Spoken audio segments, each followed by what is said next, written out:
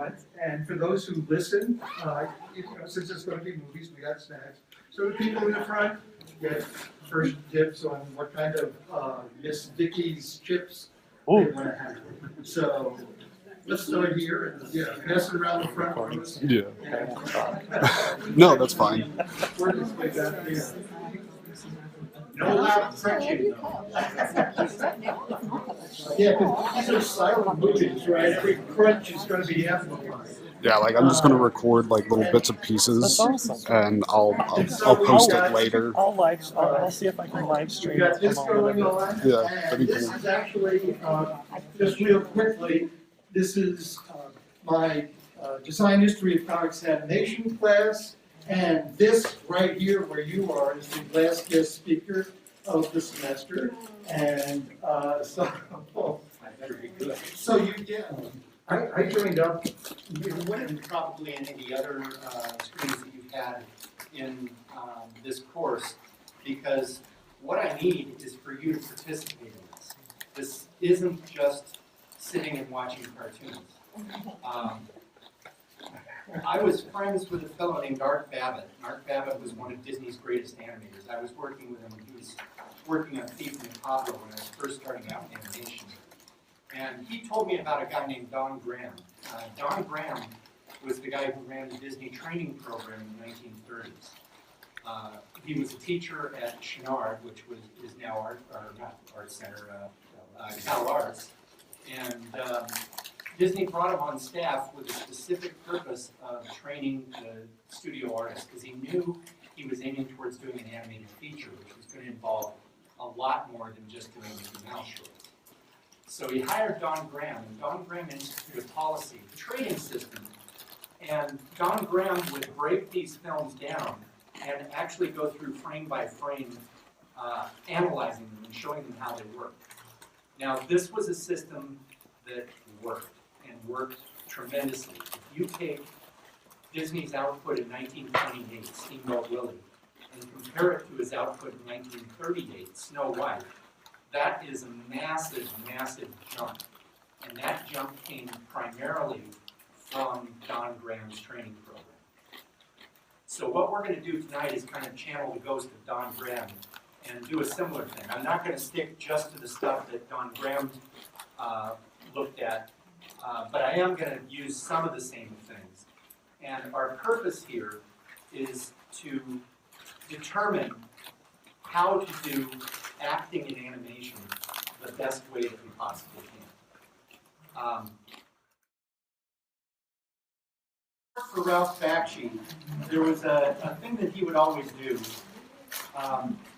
He would call me into his office at 8 a.m. in the morning, and then he'd go for about 35 minutes straight listing all the things that he needed me to do for him. And then at the end of it, he would say, "Am I clear?"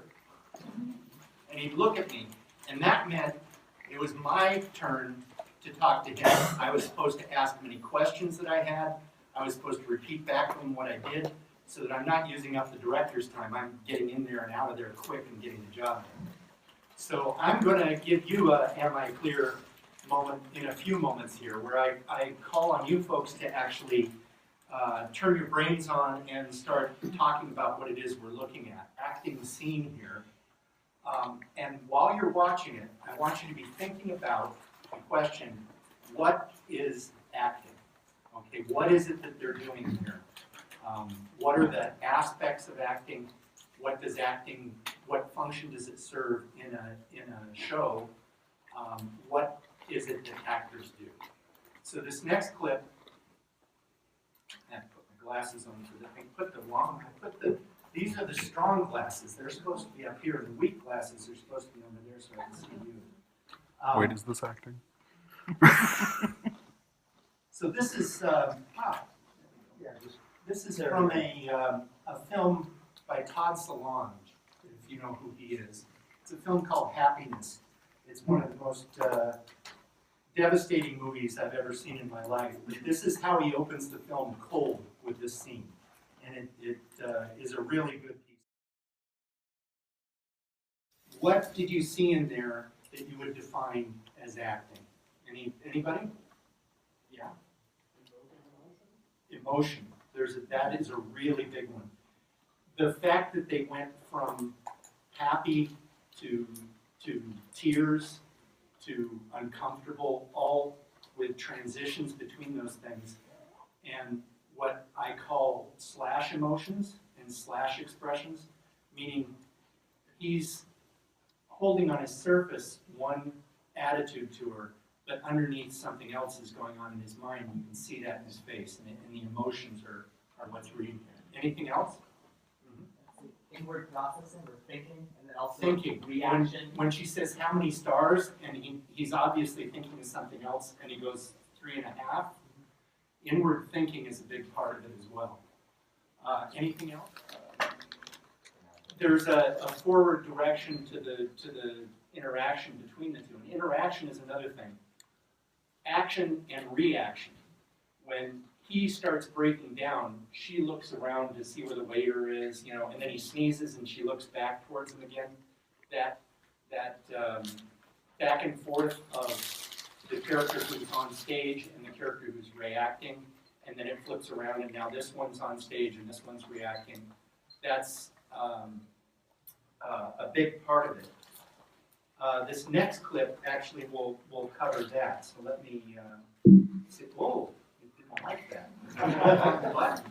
Character who's on stage and the other character that's reacting to that person and the interaction between them. This is a Chaplin film. Don Graham studied Chaplin very extensively at Disney. He would break it down to individual frames. Art Babbitt described how he took one scene in Chaplin's 1 a.m. where a drunk is coming home from a night of boozing it up, and he wants to put his key in the lock and open the front door. And he goes through about 4 minutes or 3 minutes of trying to open the front door while he's stone drunk. And Don Graham would break it down, and he'd take each individual frame and look at it. Chaplin is a wonderful thing to study if you're interested in how to do pantomime acting, which is primarily what we're talking about with animation. So this is a scene from Chaplin's greatest film, probably, City Lights, and a scene where it's all action and reaction in one direction. You can really see the strength that in fact, he's reacting to her, and she's almost doing nothing. The reaction is more important than what she is doing. So, what else did we say? Let me see if I can figure out. Excuse my fumbling. Name your dwarfs, sleepy, grumpy, happy. You're slapping labels on them and not having them put their personality across by themselves. You're cheating, essentially. But one of the things that they would do is secondary action, and there's a lot of misunderstanding about what secondary action is. And Frank Thomas's book, people have read it and they think it's the same as overlapping action, which it isn't. Overlapping action is when a body moves this way, the doors swing their heads and the jowls drag behind, or there's dingle balls on the king's costume that go like this when they move around. That's overlapping action. Secondary action is when a character is doing something in a scene. Its main thrust of a scene is one thing, but he's doing some little action on the side that puts personality to it. Let me think if I can think of an example. You always see the film by Murnau called The Last Laugh, which I have to set the story up for you to really understand it. It's the story of a man who is a bathroom attendant. We don't have bathroom attendants much anymore. But in a fancy hotel, they'd have a guy who would hand you the soap and the towel and everything. It was the lowest of the low, the worst kind of a job you could have. This man is a bathroom attendant. He's ignored, abused, completely worthless as a human being to society. And one day, a rich man comes into the bathroom and has a heart attack and dies. And the bathroom attendant catches him and holds him and tells him to, calls for help and tells him to hold on. The fellow dies right there in his arms. And what you're going to see is the very next day. We'll always see, like in when oh, I'm so lousy at names and movie titles. When the femme fatale picks up the cigarette and the leading man lights the cigarette for her, that's called closure. And there was all kinds of closure going on between characters. That's when you see the moment of who is serving who. You can use little tiny props and little tiny gags like this to put across ideas that are much bigger. Like, for instance, when the little man comes in and he's overloaded with boxes, you knew who that guy was, right? It was his friend when he was poor, who he's given money to and is now treating him to a top dinner at the hotel where he was once the washer. Two very different ways. And what I want you to do is I want you to look at them and figure out how each one of these is putting across their point.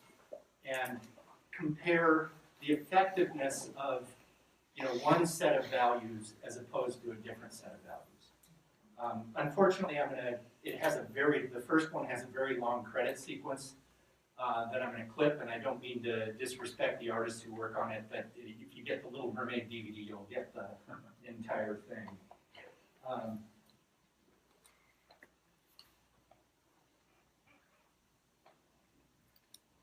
We have lights up here? All right, those were two stories that were almost identical, I think we have to say. I'm going to throw it out to you. We're talking about emotion, obviously, as part of acting. Which one of those had the biggest emotional impact? First one. The first one. The cat. I think it's easier to put human emotions onto an animal character and identify with that character rather than have to watch, like a half-looking human thing. It is. We have a tendency as humans to be able to anthropomorphize animals, to project emotions into them more than we do humans. The first clip was much better produced. I mean, there was a lot more production value to it. It was. But in this case, I felt like the cat one was kind of obscure to the point where it wasn't emotional for me. I got it at the very end, but I didn't really get, the first one was I had to hold back some tears a little bit, but the second one, it was it didn't even really, I still don't really understand what happened. Did the place burn down? Was the cat inside? Was the cat already dead? I don't know. You know what I mean? It was the same as Little Match Girl. Match Girl was I don't understand, though, because the cat's motives don't really make sense to me. It didn't seem very clear to me. I mean, I guess it wants to explore and love, but I don't understand, I guess. It didn't really clear to me. Well, I'll explain to you what it is. What it is that the cat was a memory along with the things in the building that came out were memories of something that happened before, good times, and now it's just the ruins. Okay. And that's basically what Little Match Girl was too. Little Match Girl is the exact same story. It's that she doesn't actually really. It was a very complicated thing. I want to show you now something pretty much the same in live action. That's basically just pointing the camera at an actress. Very simple. I'll set this up. The idea behind this is that this woman, her sister has just stolen her man. She's discovered she's pregnant and has no means of support and has just had her baby. And she's out in the streets. Excuse me if I could, there are people standing up, and if you would go out the door and come around through the other door, there are a lot of seats over here. Oh, come in. Yeah. Before I start. Just When you can take a cat, just have it lick its paws, you instantly identify with that. When the cat looks sad, you instantly identify with it. With a realistic human character, it's more work. And I'm asking not to look at the style, I'm asking to look purely at the content and the way the story is put across and the emotional impact. So let's take a look at this clip here. And what I want you to do is I want you to watch the girl, and there's this key scene in here. Watch her facial expressions, and I want you to imagine having to draw that. Being able to put these exact facial expressions down on paper with a character. Was pretty astounding, I think. When I was talking about slash emotions, she started out at the very beginning. They're coming in from the montage of safety and warmth and food and a place to live and all that. They come into her on the bench appearing like a ghost. She's completely invisible to society. She's fallen through the net. There's nothing for her. And her first expression is looking up, remembering that warmth and comfort that she used to have. And you can see her shake it off. No, I can't think about that. And she looks down to her baby, and you can see, I have a duty to perform. When the man gives her food, that is extremely complex what's going on in her face. She's misunderstood or thought, that it was jarring. It didn't read the same way that just pointing a camera at an actress's face would read so clearly. I had a discussion with Michael Sporn, who was a great animator on the East Coast, and we had a good disagreement on this one, because I was putting together this program, and I was talking about acting, and he said, well, of course, the greatest acting in a Disney cartoon is the baby line sequence from Dumbo. I want you to take a look at it. He said it was the best performance and acting and animation that Disney ever produced. So let's take a quick look at it, and then we'll talk about what it is that actually is doing the job here. A wallop of emotions. But does it do it through animation specifically? Bill Tytla's animation of the baby Dumbo sitting in her trunk and swinging back and forth with the follow through and the weight and the volumetric drawing, all that is obviously brilliant. But is that what's actually putting across the emotion of the scene? I think that music, and also 80% of that sequence is the scenes of the other animals with their babies, which wasn't even animation, it was entirely the work of the layout department. Was it? Yeah. Yes, Pez. I want to say that looking at the scene in this light, I think Bill Pete is responsible for tons of the emotion of The this. storyboarding on this had a lot to do with it. Bill Pete was a very good great storyboard artist. The visual storytelling He comes in from the side, he's kind of like this, and he's smoking a cigar. That guy is purely like the blind girl to Chaplin. The focus of this entire scene is on Barrymore. And the story doesn't even matter. There's a girl that he used to be her manager on Broadway, and he was in love with her, and then she went away with another guy, and now he's on the same train with her today. What I want you to do is to look at what Barrymore is doing with his body, what he's doing with the contrasts in his emotions. Look for slash emotions, look for clear, putting across the guts of what he's trying to express. I'm not going to say too much here. We'll come back to that again as soon as we're done.